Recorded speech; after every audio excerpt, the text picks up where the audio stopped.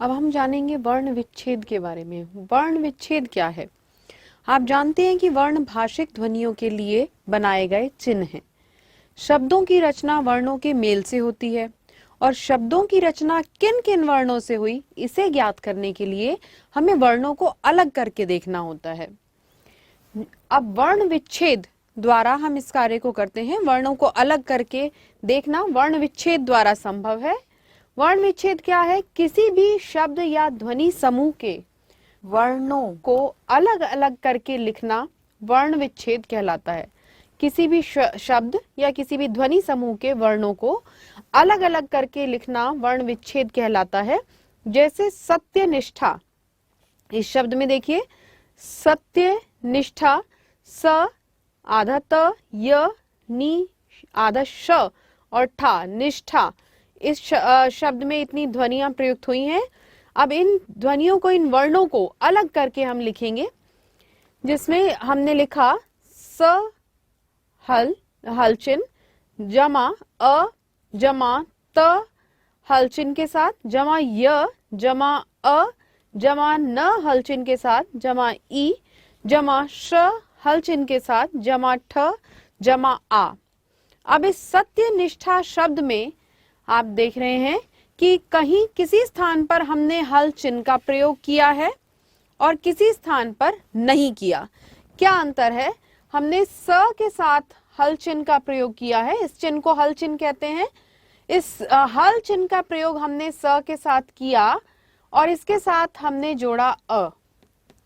आप जान चुके हैं पहले भी कि किसी भी वर्ण को अ के साथ या किसी स्वर की सहायता से बोला जाता है। व्यंजन को हम स्वर की सहायता से बोलते हैं।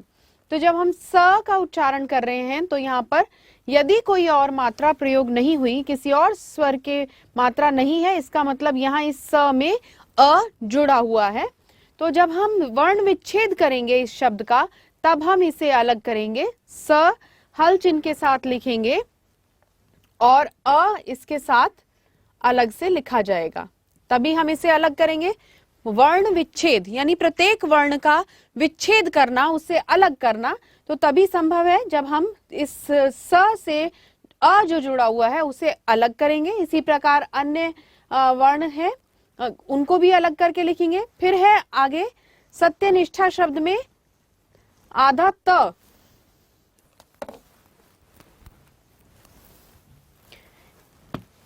इसी शब्द को हम ले रहे हैं सत्यनिष्ठा।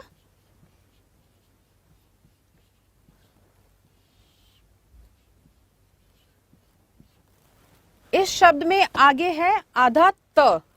इस त के लिए हमने यहां पर लिखा त और इसके नीचे हल चिन्ह लगाया, परंतु इसके साथ हम अ नहीं लिखेंगे क्योंकि ये आधा है, त है, ये स्वर रहित त है। यहाँ पर स्वर नहीं जुड़ा हुआ, अ नहीं जुड़ा हुआ, इसलिए ये अरहित त को हम, ये अरहित त हो गया, इसके साथ अ लिखेंगे तो ये हो जाएगा पूरा त, जो कि नहीं है। यहाँ पर शब्द में आधा त प्रयुक्त हुआ है, स्वर रहित त है, ये अरहित त है, इस कारण से हम इसे इसी प्रकार से लिखेंगे। फिर है अगला व्यंजन य। इस य में भी ये य पूरा है, यहाँ पर अन्य कोई स्वर नहीं प्रयुक्त हुआ। य का उच्चारण करने में अ की ध्वनि आपको स्पष्ट रूप से सुनाई दे रही है। यहाँ पर य में अ जुड़ा हुआ है, इस प्रकार से हम लिखेंगे य हलचिन जमा अ। इसके बाद है नी। इस नी के लिए यहाँ पर प्रयुक्त हुई है ई और न। तो नी, जब हम इसका वर्ण विच्छेद करेंगे तो आप देख रहे हैं मात्रा तो पहले लगी है, परंतु जब हम इसका विच्छेद करेंगे वर्ण विच्छेद के समय, इस नी के लिए न को हम पहले लिखेंगे और हल चिन्ह लगाने के पश्चात हम ई लिखेंगे। पहले ई और बाद में न नहीं आएगा, जबकि मात्रा इसी प्रकार प्रयुक्त हुई है। यहाँ ई की मात्रा, न में ई की मात्रा लगी है, जिसके कारण हमने यहाँ न हल चिन्ह के साथ जमा ई लिखा है। फिर है श। निष्ठा, सत्य निष्ठा, श प्रयुक्त हुआ है, श षटकोण वाला आधा श है, इसे हम प्रयुक्त करेंगे इस तरीके से। फिर है जमा ठा, ठा में इस ठ के साथ अ जुड़ा हुआ है, इसलिए हम ठ लिखने के बाद आ लिखेंगे। अब इस ठ के नीचे भी हम हल चिन्ह लगाएंगे। देखिए अब हमने किसके नीचे हल चिन्ह का प्रयोग किया है, स, त, य, न, श और ठ के नीचे, अर्थात ये सभी क्या है, व्यंजन हैं। आपको स्पष्ट रूप से ये बात समझनी है कि व्यंजन के नीचे आप हल चिन्ह का प्रयोग करेंगे, परंतु स्वर के साथ कभी भी हल चिन्ह का प्रयोग नहीं होता। इस प्रकार सत्य निष्ठा शब्द का हमने वर्ण विच्छेद किया है, तो यहाँ पर स, त, य, न, श और ठ के साथ हमने हल चिन्ह का प्रयोग किया है। अब अगला शब्द है इसी प्रकार से, देखते हैं जन्म। अब यहां ज हल चिन्ह क्योंकि व्यंजन है, इसके साथ जुड़ा हुआ है अ जमा न हल चिन्ह, न आधा है, अरहित है ये, तो इसलिए हम न को ऐसे ही रहने देंगे हल चिन्ह लगाकर, इसके साथ अ नहीं लिखेंगे। फिर है म हल चिन्ह और अ, ये हुआ जन्म शब्द का विग्रह। आगे देखते हैं ईमानदारी। अब ई जमा म हल चिन्ह जमा आ जमा न हल चिन्ह जमा अ जमा द हल चिन्ह जमा आ जमा र हल चिन्ह जमा ई, ईमानदारी इस प्रकार से लिखा गया। फिर है त्रिशूल, त हल चिन्ह जमा र हल चिन्ह जमा ई, इसमें ई की मात्रा प्रयुक्त हुई है त्रि, और त्र जो कि संयुक्त व्यंजन है, इसको भी आप अलग करके लिखेंगे। इसके नियम अभी हम विस्तार से पढ़ेंगे वर्ण विच्छेद के। तो त्र जो कि एक संयुक्त व्यंजन है, इसे जब हम वर्ण विच्छेद के लिए ले रहे हैं तो अब हम इसे इसी प्रकार प्रयुक्त करेंगे, त हल चिन्ह जमा र हल चिन्ह जमा अ लिखेंगे यहाँ पर, क्योंकि यहाँ हमने त्र लिखा है। अब इसी व्यंजन को हम जब ई के साथ प्रयुक्त कर रहे हैं और इसका विग्रह करें, इसका विच्छेद करेंगे, तब ये त जमा र जमा ई, छोटी ई यहाँ प्रयुक्त हुई है, तो त्रि, इस प्रकार से इसका वर्ण विच्छेद होगा। फिर है मेहमान, म ए ह अ म जमा आ न जमा अ, हल चिन्ह के साथ प्रयुक्त हुए हैं, म ह म और न, ये सभी व्यंजन हैं। और इनके साथ जो स्वर प्रयुक्त हुए हैं, जैसे मेहमान, यहाँ पर ए और यहाँ अ, यहाँ आ और यहाँ अ, जो स्वर व्यंजन के साथ जुड़े हुए हैं उनको अलग करके लिखा गया है इस रूप में। फिर है अगला शब्द आचार्य। आचार्य में देखिए आ स्वर है, इसका विग्रह नहीं होगा, इसका विच्छेद नहीं होगा, इस आ को हम इसी तरीके से लिखेंगे।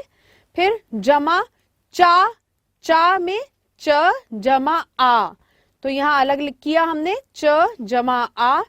फिर आचार्य, र की ध्वनि आ रही है, य के ऊपर लिखा हुआ है, परंतु जब हम उच्चारण कर रहे हैं आचार्य, तो र की ध्वनि पहले आ रही है, इसलिए इसका जब हम विच्छेद करेंगे तो र पहले लिखा जाएगा, जो कि हल चिन्ह के साथ, क्योंकि जो आपके ऊपर ये र की मात्रा लगी है, ये भी ये र रेफ की मात्रा, ये आधा र का ही को ही प्रकट करती है। इस प्रकार से आधा र है ये, और ये र रेफ की मात्रा इसके लिए प्रयोग की गई है। तो आचार्य और जमा य के साथ जुड़ा हुआ है अ, आचार्य।